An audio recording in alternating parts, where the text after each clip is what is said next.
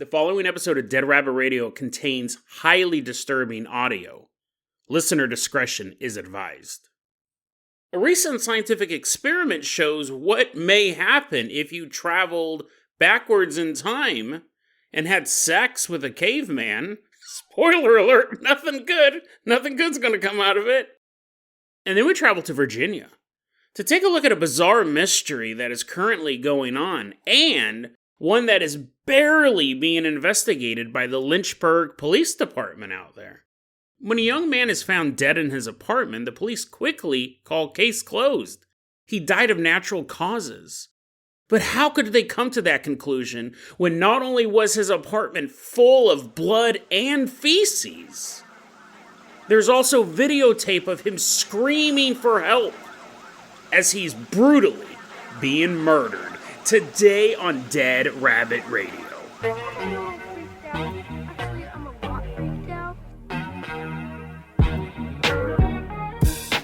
Hey everyone, welcome back to another episode of Dead Rabbit Radio. I'm your host, Jason Carpenter. I'm having a great day. I hope you guys are having a great day too. I hope you guys are having tons of fun. Trust me, you probably won't be by the end of this episode. We got two stories. One's a nice, fun one about having sex with cavemen. The second story's pretty disturbing, even for Dead Rabbit Radio. We'll get to that after the fun one, after I've gotten you to laugh a little bit. Oh man, it makes me mad. That second story really makes me mad, but we'll get to that in a second. First off, walking into Dead Rabbit Command right now, let's give it up to one of our longtime Patreon supporters. Everyone on your feet for Banked Sassy Pants. Woohoo! Yeah, come on in, Banked Sassy Pants. Walk on into Dead Rabbit Command. I'm recording this episode at 10 p.m. I probably shouldn't clap so loud. Banked, you're going to be our captain, our pilot this episode. If you guys can't support the Patreon, that's fine too. I totally understand. Just help spread the word about the show. That really, really helps out a lot. You can also right now help us with our Wiki project, started by Germ. The Dead Rabbit Radio Wiki is in the show notes. We're really looking at building that up, so thank you so much. Banked Sassy Pants, let's go ahead and toss you the keys to the Hare hovercraft. We're going to leave behind Dead Rabbit Command, glide us all the way out to the Salt Lakes of Utah. Banked is driving us on out there. He's doing donuts in the salt. Everyone's eyes are all red by the time we get there. Every so often, I play this game with myself. I do a lot of this stuff. I have the amnesia game. I talked about that before on the show, where I walk around like the movie section of a Walmart or a Best Buy, and I pretend I had amnesia for the past 20 years, and I'm amazed at all the movies. I keep myself highly entertained. I spend a lot of time alone. So I'll be like, oh my god, there's a Transformers 4? Like, what? I didn't even know they made a Transformers 1, and I'm like looking on the back of the movies. I was like, oh my god, I can't wait to watch these movies, and people are like, okay, maybe after Transformers 3, you should curb your expectations, because they get pretty bad after 3. I play this game. Wow, there's an Avengers Endgame. What? And then you find out, imagine if you found out today there was 20 years worth of superhero movies. I mean, only 7 or 8 of them are worth watching, but that doesn't matter, right? You have 20 years of Marvel movies, and you're like, what? You have that. Like, I play this amnesia game with myself when I'm alone in a big store. I'm like, what? Kiwis? 3 for $1? What? What's a kiwi? The other game I play with myself is sometimes when I'm walking down the street, because I always have a backpack on, because I don't have a car. I walk everywhere, and I shop, and I'm carrying stuff around. Like a hobo. I basically outed myself as an amnesiac and a hobo. I play this game, and I go, what if I got teleported back in time right now? I got teleported back to the Knights of the Round Table age, right? Like that famous documentary, The Black Knight, starring Martin Lawrence. You get teleported back, and there's like castles. Yeah, I know that's on another continent. Just play with me, right? You get teleported back in time, and I'm walking around this castle, and there's like this old man, and he's like, oh, I'm looking for a new dude to be on my court. And then there's like a mean, bad advisor who's trying to take over the court. Basically, I imagine that I'm in a Disney Channel movie. I'm walking around, you know the tropes, right? And I think, here's the thing, if I traveled back in time right now, and I had to defeat an evil advisor to this aging king, and I traveled back with the items I have on me right now, how well would I fare? How well could I get by? Now, in The Black Knight, Martin Lawrence had a CD player. I don't know why that movie left such an impression on me. Martin, if you guys don't even know what I'm talking about, Martin Lawrence worked at a medieval theme park, and then he fell into some hay or fell into the river. And when he came out of the river, or the hay, I don't remember, he was back in time. And it was basically the same thing. There was an evil guy trying to take over the thing. And I remember it was so funny. Wait, actually, now that I think about it, was this Martin Lawrence? Or am I thinking of a Disney Channel movie? It could have been in one of the movies. And it was either in The Black Knight starring Martin Lawrence or some children's film that I don't remember the title to. They defeated the evil bad guy because the bad guy was really good with swords, right? They couldn't beat him with swords. And they had a CD player. Remember those little portable CD players? And, CD players uses a laser to read the CD. They use the laser. You can't do this in real life, but you also can't teleport back in time either. I don't know why I was so hung up on this detail. As the bad guy's coming at them to kill them with the sword, whoever was the star of the movie opens up the CD player and shoots the laser beam out of the CD player, which is, again, just used to read a compact disc, and it blinds the guy. And then he fell off the building and into the river or into hay. I don't remember. And that was the end of the movie. But point is imagine if I was walking down the street, or you were walking down the street, and you were sent back in time 200 years with only the stuff you had on you. So normally, I have a backpack. That would seem magical. I have phones, but, the battery's going to die soon. So I could be like, I'm a wizard. Look at this phone. And they're like, can I see it? And you're like, nope. And you shut it off because you'd have to conserve that battery power, right? You could show them some images. You're showing your, WebMs and GIFs that you have saved on there. They're like, oh, that kitten is trapped in your phone. Can I see it? I'm like, nope. Well, I'll pull it out in another convenient time. But the magic only works every once in a while. And once the battery runs out, the magic's gone. I usually have, what else do I have in my backpack? I have medicine. I have, muscle relaxers. I could be throwing those into the Black Knight's mouth as he's about to go in. He's like, oh, I'm getting sleepy. He can't hold up the sword anymore. But yeah, it's what could you... I usually have, a knife and pepper spray and stuff like that. I mean, those are actual weapons. I probably should have named those first. I think about this, I wouldn't say all the time, but it does pop up in my head. I do think, what would happen if zombies attacked right now? What would happen if a dog attacked right now? That's a pretty constant thing going through my head. I'm constantly turning my head on a swivel, because we have a whole episode about the dog attack. And then, I'll put it in the show notes. And then what if I traveled back in time with what I have on me? Now, obviously, I would appear as a god, because I have, all of this metal. I guess they had metal back then, but I have these devices that I only show them occasionally. My clothes would be magical, right? I have really cool boxer shorts. And actually, that's a good segue, because what we're going to be looking at here this is not an episode about the things I do when I'm alone. It's about, I've defeated the Black Knight, right? He's sleeping in the hay. He's dying of an overdose of muscle relaxers. I poured them all in his mouth. I go, I'm the villain now. And now it's time to boink the beautiful princess, right? That's part of it. That's part of the story. You get to have sex with the princess because now you're the king and she's your queen. That's a cool end of the story, right? You find true love. You're trapped back in time. You're going to die of dysentery in about 2 weeks. But until then, you're going to have the hand of this fair maiden. Now, I always thought, we'd be compatible. But according to this recent science that's coming out, yeah, we'd be compatible in some ways. But is it possible that my 21st century body would actually kill, not on purpose, even though I just declared myself the villain, is it possible that my 21st century body could accidentally kill a 14th century princess? It's an intriguing thought, isn't it? And it's quite disturbing. Let's take a look at this scientific experiment that just went on. There's a guy named Nicholas Rode. Well, I'll tell you right now, when he did this experiment, he never once thought it would be extrapolated to, could Jason have sex with a princess? He never once popped in his head. But Nicholas Rode works for the Center for Functional and Evolutionary Biology. And he goes, I want to run a test on something. He goes, sea monkeys. Sea monkeys, those little things you used to be able to get out of the back of comic books. They're brine is what they actually are. They're little tiny sea creatures. And what's interesting about them, and the reason why you can ship them across the country, is once they lay eggs, those eggs are dormant until the environment is just right for them to hatch. So you can have these eggs last for decades. Decades. These eggs can just sit there, and once you add the right amount of water, they'll hatch. Now, the interesting thing about sea monkeys is that they evolve very rapidly because they're constantly giving birth, right? They're constantly having new little babies. And so we can actually see adaptations in our lifetime of the sea monkey.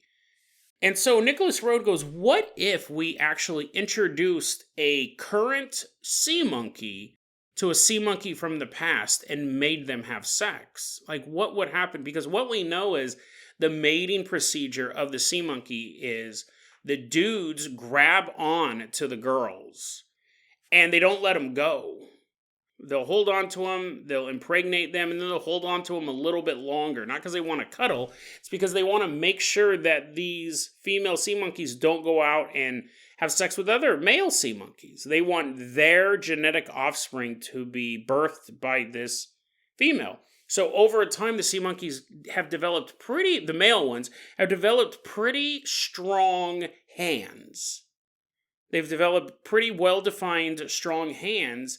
And the ones who could grab onto the females the longest and hold them the longest were the ones whose children would be birthed. And the ones with the tiny little hands, they couldn't grab onto the women. They wouldn't pass on those tiny little hands.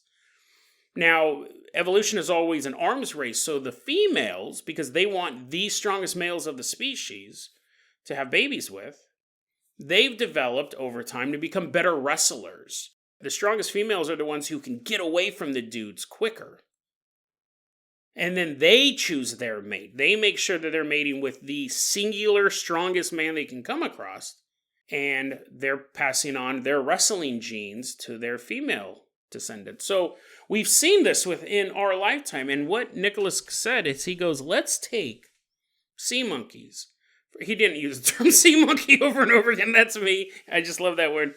Let's take some brine from the salt lakes in Utah, because we know that they're there, and because these eggs last for so long, and because we know the geological history of these different areas, I'm going to gather eggs from 1985, I'm going to gather eggs from 1996, and I'm going to gather eggs from 2007.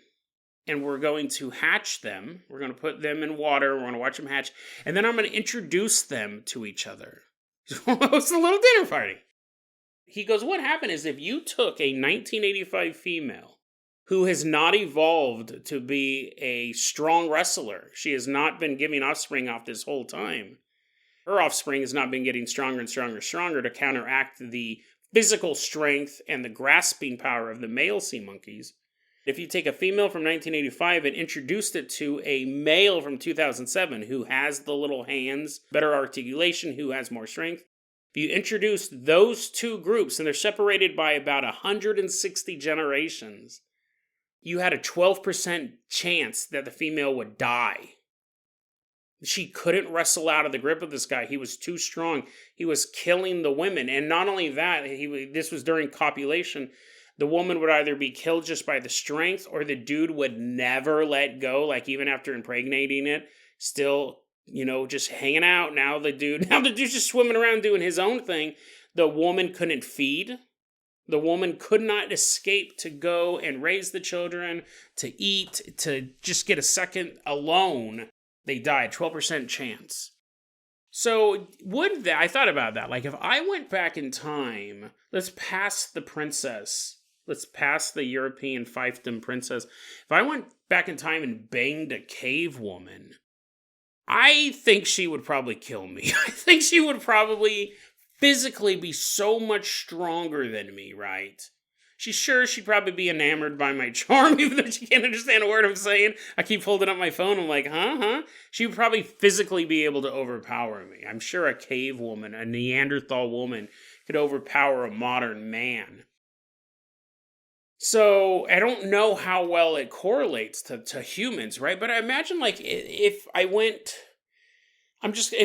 I had sex through the ages, I'm sure by the time like the Egyptians were walking around and you had like Cleopatra, I think we would have sex and that would be fun, because the only thing I know about Cleopatra is she was played by Elizabeth Taylor. I think like there are certain time periods where I could have sex with women in the past and not die.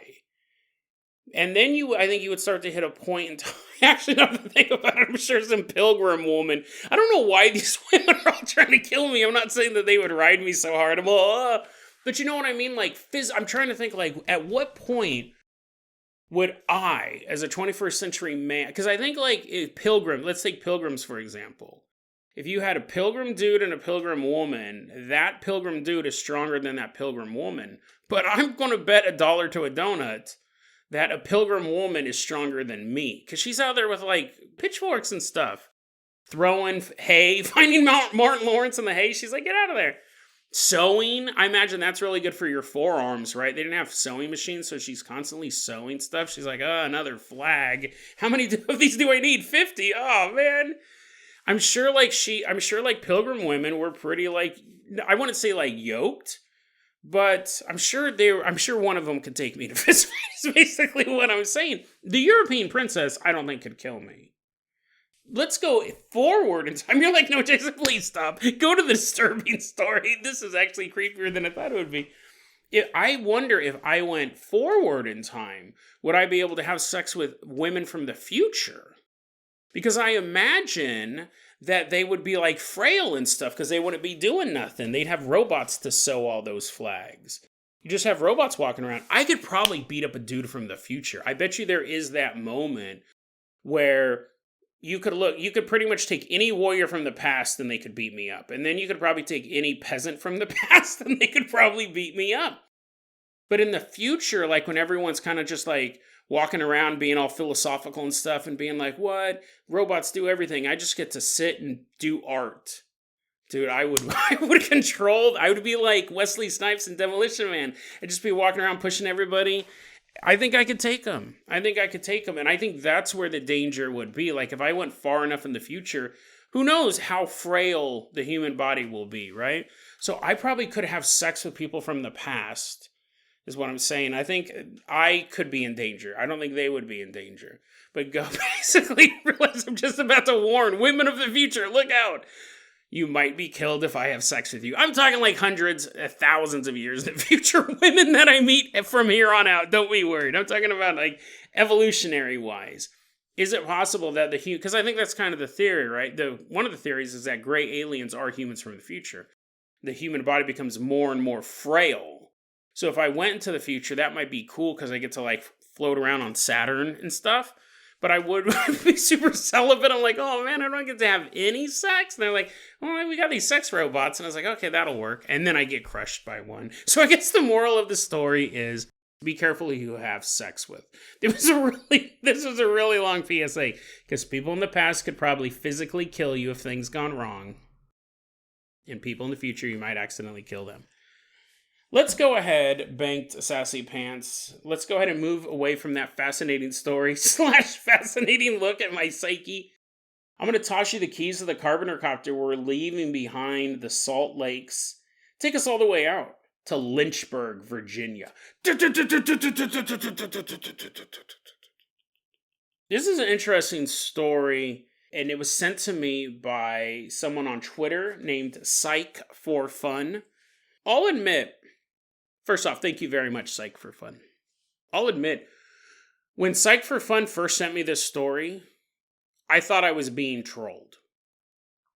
This story is so unbelievable, I thought this might have been a parody news website. Like, I actually started Googling some more, and I was like, what? This is insane. This story is nuts. Like, I skimmed it at first, and I was like, this can't be real. This can't be as bad as this article's making it out to be. And the more I dug into it, it is true. It's horrifying. And I'm going to play a piece of audio in a bit. I will warn you before it comes up. It is terrifying. And I debated whether or not to play it for you. And the reason why I want to play it for you is because it will make you mad. It will infuriate you at the Lynchburg Police Department in Lynchburg, Virginia. Let's go ahead and get this story started. And again, Psych for Fun, thank you so much for sending this over. Also want to give a shout out to Noreen Turin. She covered this for ABC 13 News. That's pretty much the only media outlet covering this. This story is shocking. It is graphic. It is disturbing, and it will make you mad. April 14th, 2022. Very, very recent story. In Lynchburg, Virginia, there's this young man named Johnny Cashman. He's 38 years old. Johnny Cashman Jr. Johnny's family, they lived in Maine. He was living in Virginia. And even though they were apart, he stayed in contact with them every single day. He talked or texted his mother every single day because he struggled with depression and alcoholism. Two very horrible things to be dealing with. And he knew that his family was worried about him. He was worried about himself, and keeping in touch with his family was a way to let them know that he was still there. And he still loved them. So, April 14th, talks to his mom. Everything's totally fine. April 15th, he doesn't contact them. April 16th, doesn't contact them. April 17th, doesn't contact them. They're very, very concerned about what could be happening with Johnny. So on April 19th, 2022, his mom calls the Lynchburg police and asks, "Can you do a welfare check on my son? He normally talks to me every single day. I haven't heard from him in 5 days now." So they do. They go to his apartment and they do a welfare check on him. And then they call the mother back and they give just the worst news that any parent could hear. Johnny's dead. Johnny has passed away in his apartment. The father starts talking to the police. And the father goes, "So what happened? What happened with my son? Was he murdered? Was there any sort of violence?" Like, he specifically asked those questions. So the police said to the father, it looked like he died of natural causes. Like, that's what it appears to us, that he just died of natural causes. He was just kind of slumped over as if he had died instantly. The father goes, "Totally natural?" And they're like, "Yeah, totally natural causes. We're not going to do an autopsy on him. We know how he died. It just happens, you know. We're not planning on doing an autopsy on him. It's, sometimes these things happen. We know it's sad for the family, but it's just a medical illness." The father goes, "Are you sure?" The police said, "Yeah, case is closed. It's just natural causes." So the family from Maine contacted a mortuary service in Lynchburg. They had the body picked up from the morgue and cremated. And the ashes sent back to Johnny's family. On April 29th, Johnny's ex-girlfriend and the girlfriend's mother, we'll call her Trisha. She didn't give her real name. That's totally fine. I'm just making the name up. Trisha. They contacted Johnny's family and said, "Hey, I have some of my stuff at Johnny's apartment. Do you mind if I go in there and get the stuff?" And the family said, "Sure, no problem at all. You can do that."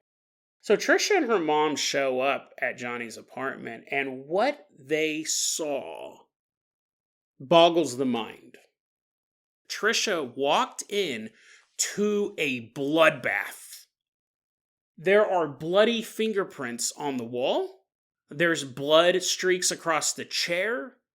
There's blood on the floor.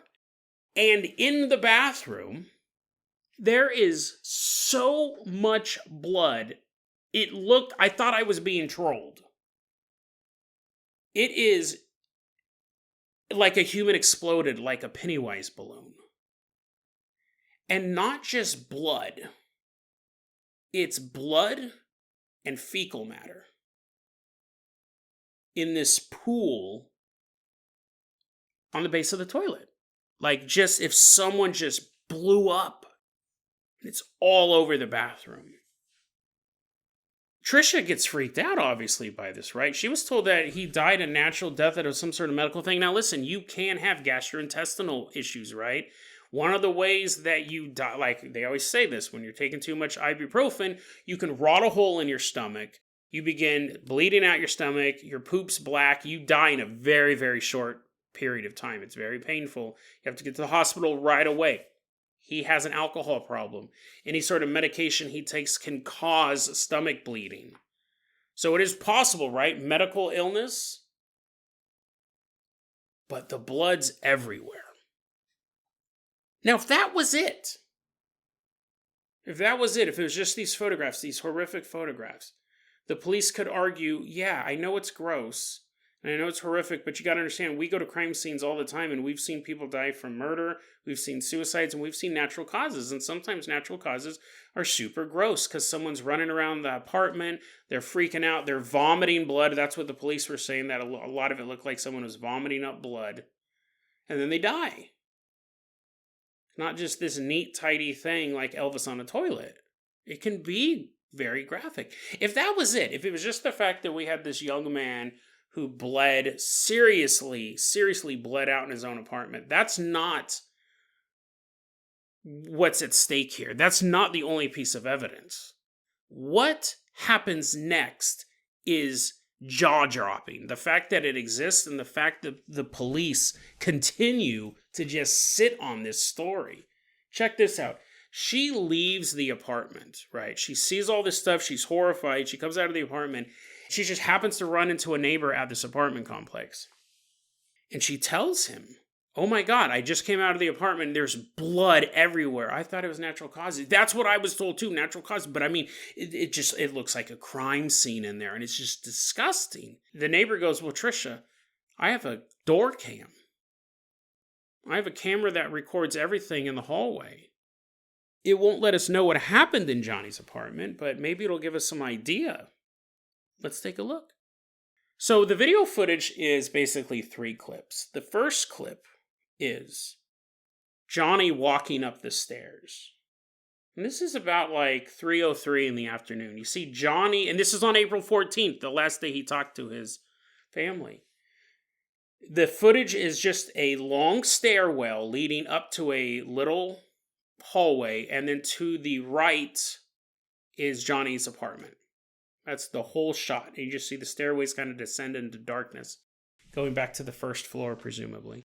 The first piece of video footage you see is Johnny walking up the stairs. Now, this is footage of Johnny the day he died. We know for sure this is the day that he died for what's about to come up. He's walking up the stairs, and this is not what a man who's about to poop out a gallon of blood and a bunch of fecal matter would walk like.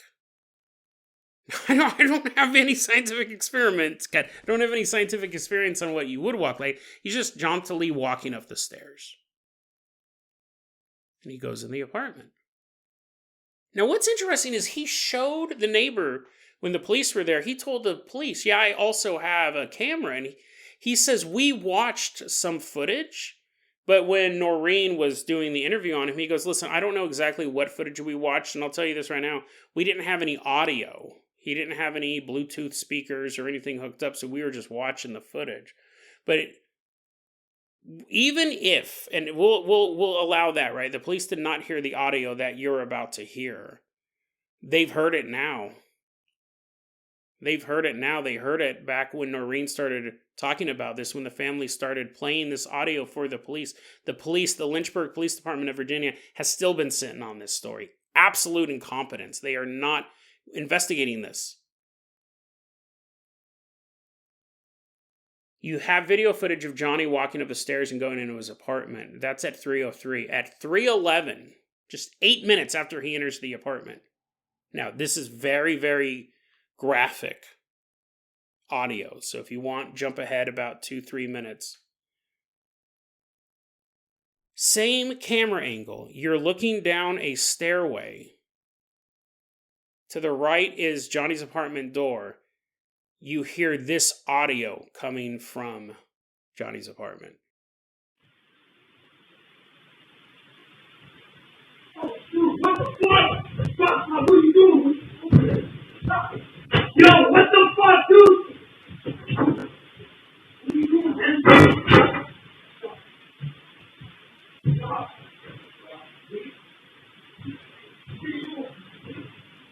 What are you doing, man? Stop.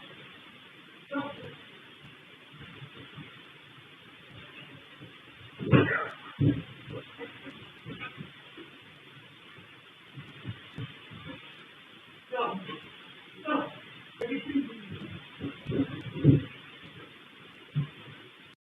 1 minute after Johnny entered his apartment, we have audio of an assault and really of a murder. So same shot all the way down the staircase, Johnny's door to the right, and you just hear that sound coming out of Johnny's apartment. If you skip that part, here's just the transcript. It says, dude, what the F? What are you doing, man? Yo, what the F, dude? And then you hear banging noises and you hear someone yelling, stop, multiple times. 8 minutes. 8 minutes passed watching that video footage. They have all this footage in this article on ABC 13. 8 minutes after Johnny walked in, 7 minutes after you hear those noises, a man, an unidentified man whose face is clearly visible on camera. This man on video leaves the apartment, walks all the way downstairs, turns around, walks back up, covers his hand with the sleeve of his jacket, wipes his fingerprints off of the doorknob, walks back down the stairs, and then there's a few moments of silence and you begin to hear Johnny yell from inside his apartment, help, help, help. So the family contacts the police and they go, you told us that this was a natural death and we cremated his body. All of that evidence is gone. All of it. And this is an actual quote from the detective regarding this. You said it was okay, we could cremate the body. You said case closed. The detective said, quote, what I was trying to convey was it was a medical emergency. And I was talking to your mom, and I tried to clarify what I said originally and explain what I meant by the medical emergency being vomiting blood everywhere uncontrollably. He is not saying we were wrong. He is not saying, sorry, we need to investigate this as a murder. He was saying, oh, sorry, miscommunication, bro. Sorry you destroyed that evidence when we said case closed. Here's a quote from the notice of the medical examiner case record. I actually got this screenshot from a really cool video done on this by a channel called Analyze This. I'll put that in the show notes. They really went over a lot of stuff. One of the things they said was he wasn't slumped over, he was flat on his back in the living room. They really went over all these documents. It's a cool channel, doesn't have a lot of subscribers, so if you're into true crime, it's a good place to check out. I got this quote from the screenshot. It said, quote, blood with, this was involving like what they found at the scene, quote, blood with fecal matter mixed in found around home, likely gastrointestinal bleed per investigators. No trauma, no drugs, nothing suspicious. So they looked at this guy, they saw the blood and the poop and go, I must have just bled and pooped himself to death, which happens. You rot your stomach out, right? The family says, though, that he had just had a recent medical checkup in January. He had no gastrointestinal issues. Too much ibuprofen can do a lot of damage in a very short time period. It's not going to make you scream out, what the F you doing, dude? Stop, stop, stop. And then a guy wipe his fingerprints off of a doorknob. Ibuprofen doesn't do that. Ibuprofen doesn't cover its tracks. Now, what's so interesting about this is I was digging into... That's the end of the story. The police have completely been like, well, we're kind of doing an ongoing thing now because now we got a bunch of egg on our face because it turns out that... They're not actually even saying we got egg on our face, that we were wrong or anything like that. And not only that, they are actually intentionally or incompetently misleading people. Because what happened was I started looking more into this. On May 2nd, 2022, the police released images from the stairwell. And they said, we're looking to talk to this man. They identified him in the video as Stephen Church from Elizabethtown, Tennessee. On May 23rd, they located him, and he provided a statement. There's no arrest. And I was like, what in the world? You have video footage of this guy entering the apartment. You hear a guy screaming for help. And we see him wiping his fingerprints off the door. We see that. What is his statement? What was the statement he gave to the police? What is the clarification? Now, the police said they were specifically looking for him. They said that he was, quote, seen leaving an apartment just before another man's death from apparent medical complications, unquote. So they're still sticking with that. They're still saying that this dude died of medical complications. So let's play devil's advocate for a second. I'm adding this in because I'm editing the episode, and I thought, let's look at the other side. Because here's the thing, in the articles, it never specifically says it is Johnny's voice going, "What the F, man? Stop, what the F?" Never specifically says that. We know he's the one yelling, "Help, help," because he's the only person in the apartment. After Steven leaves, there's probably about a minute of Steven walking down the stairs, walking back up, wiping his fingerprints off the doorknob. It's so ridiculous. I mean, the devil's advocate thing, we'll do it, but we have video footage of Steven Church leaving the apartment right after we hear these noises, right? We hear somebody, either Steven or Johnny, scream out, "What the F, man? Stop. Steven walks down the stairs, comes back up, wipes his fingerprints off the doorknob, and then walks away. And then probably about 30 seconds pass, and you hear a voice from inside the apartment, which is Johnny's, definitely going, "Help! Help!" So, let's play devil's advocate. Just because I don't want to accuse a man of murder and get sued, let's play devil's advocate. It's possible that this was the scenario. Steven was in the apartment. Johnny walks into the apartment. A couple minutes later, we hear, "What the F? Stop it. And I guess it's possible. I guess anything's possible. I talk about ghosts all the time and banging princesses. That voice was actually Steven, and what was going on was Johnny walked in and began vomiting blood everywhere, and Steven's going, "Stop it, dude, stop. And all the banging you hear and everything is just Johnny running around the apartment vomiting blood and pooping out blood. That's the devil's advocate thing, that it wasn't a murder, it wasn't assault, it was a medical thing, even if that's the case. So if you just saw someone running around their apartment vomiting up blood, your reaction is to leave them while they're still alive because you hear Johnny clearly yell out, "Help." Your reaction, I mean, I guess you would want to get away from someone if they were vomiting blood, but think about it. Steven, let's say that devil's advocate, it's a medical emergency. Steven then leaves the apartment very, very calmly, walks down the stairs, walks back up the stairs, appears to wipe his fingerprints off the doorknob, covers his hand up with his jacket, wipes the doorknob, goes back down the stairs. You just watch someone have a medical emergency. You're not calling 911. You're not knocking on the neighbor's door. You're not alerting anyone. You're calm as can be. And you just walk away. And the police go, "Yeah, we're looking for him because he was there around the time or before the time of a medical emergency that may have resulted in someone." The devil's advocate theory, while possible, right? Johnny walked in, was having this gastrointestinal disorder. It's possible, but that shows such callousness as well. That someone who you were letting stay at your apartment could watch you vomit blood and then just very calmly leave and not contact the authorities. Remember, it took 5 days before his body was even found. The family in Maine called. So that's kind of what the narrative is. The police are going with this story, with this medical condition story, and it's absolutely nuts. Now, I'm adding this part in because I was editing it and I was thinking, okay, I gotta do the devil's advocate thing, even though this is a conspiracy theory podcast. And I do think at this point there is a conspiracy theory to cover up this crime. Let's do the other side. I also want to make a correction. As I was editing this podcast, I was continuing to read articles because this totally fascinates me. I say articles, really, it's just Noreen's article reprinted in different websites. There's not a lot of people talking about this.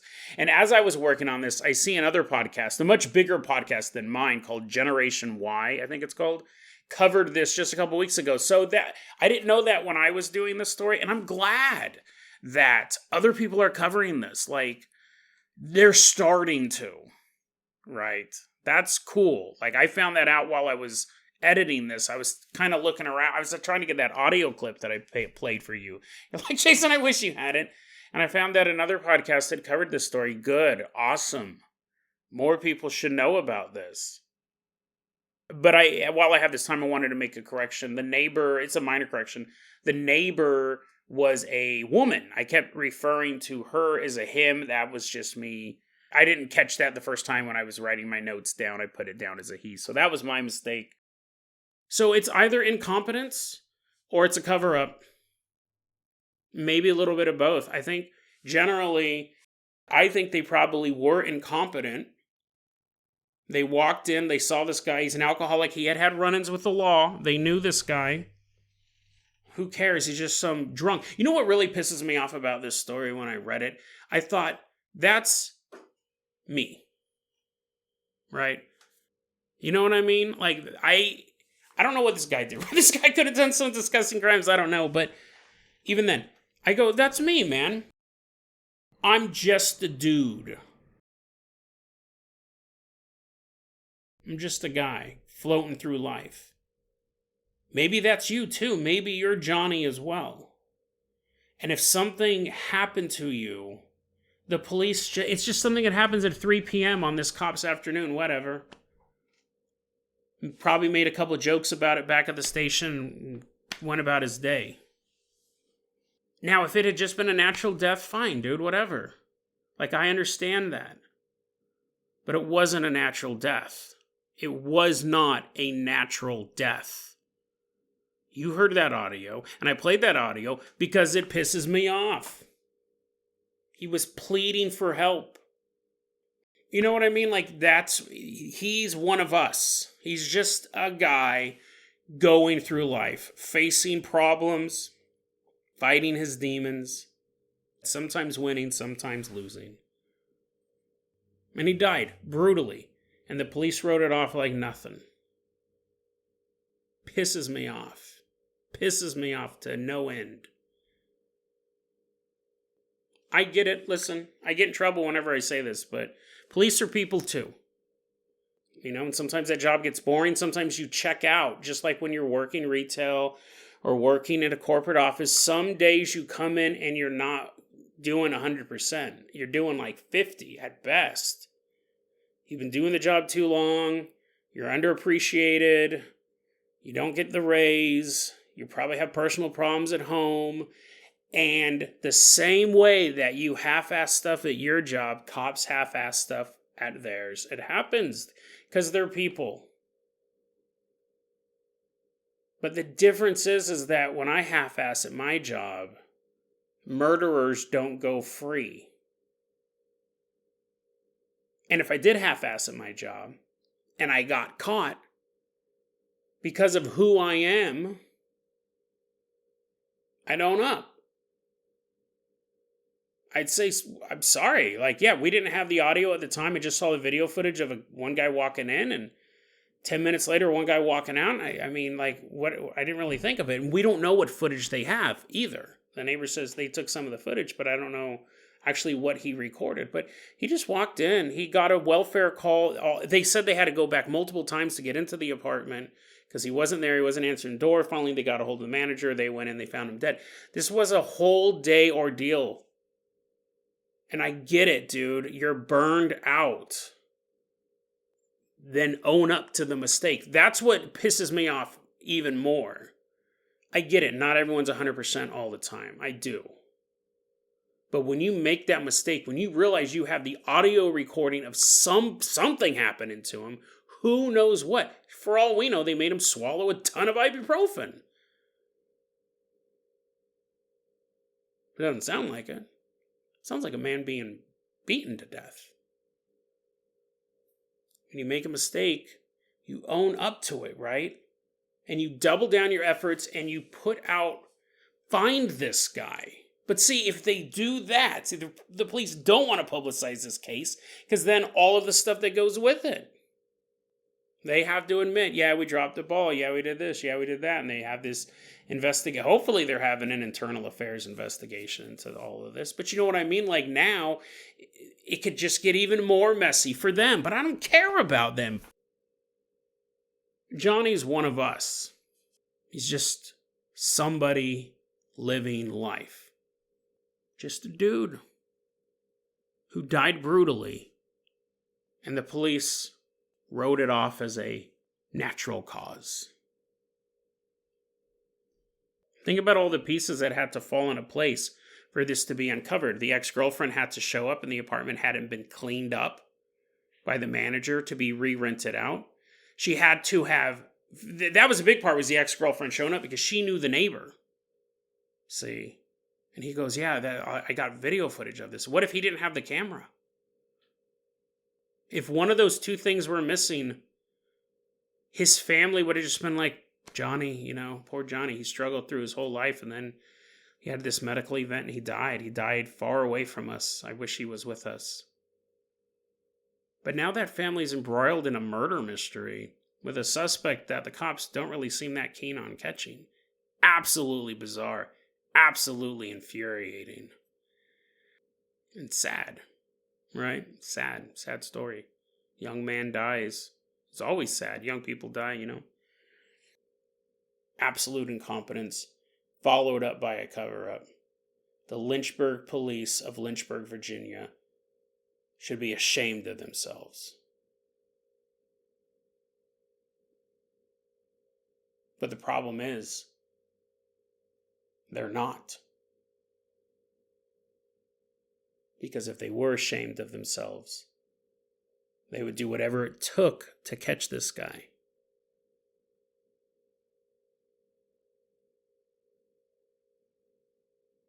I love being proved wrong. I really do. When it comes to stuff like this, I would love it if they catch him tomorrow.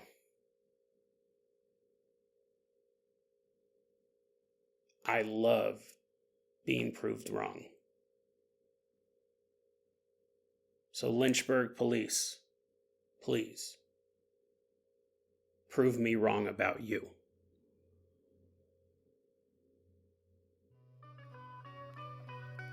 deadrabbitradio@gmail.com is going to be our email address. You can also hit us up at facebook.com/deadrabbitradio. TikTok is at deadrabbitradio. Dead Rabbit Radio is the daily paranormal conspiracy and true crime podcast. You don't have to listen to it every day, but I'm glad you listened to it today. Have a great one, guys.